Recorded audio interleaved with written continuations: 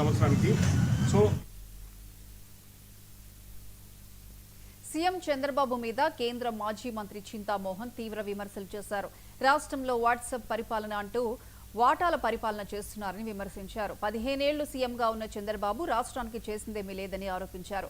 Medical కాలేజీని ప్రైవేటీకరణ చేయాలనుకోవడం దుర్మార్గమని ఆయన పేర్కొన్నారు. గతంలో చంద్రబాబు విధానాల వల్లే రాష్ట్ర విభజన జరిగిందని నిప్పులు చెరిగారు. దేశవ్యాప్తంగా దొంగ ఓట్లు వేస్తున్నారని, ఎస్సీ వర్గీకరణపై సుప్రీంకోర్టు ఇచ్చిన జడ్జిమెంట్ ఒక ఫ్రాడ్ అని ఘాటు వ్యాఖ్యలు చేశారు.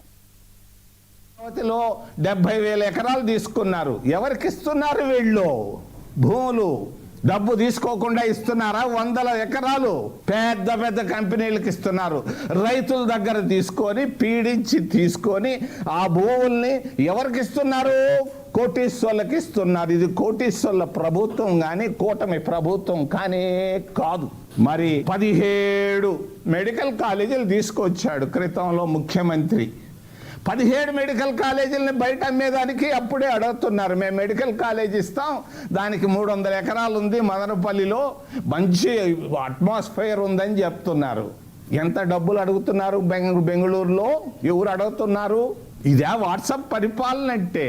వాటాల పరిపాలన నేను అంటున్నాను, ఆయన వాట్సాప్ పరిపాలన అంటున్నాడు. కరెక్ట్. వాటాల పరిపాలన వాట్సాప్ పరిపాలనే కాదు, ఎవరికి మేలు జరుగుతూ ఉంది.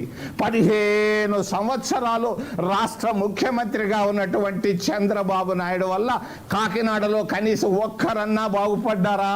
పోనీ చిత్తూరులో బాగుపడ్డారా? కొంతమంది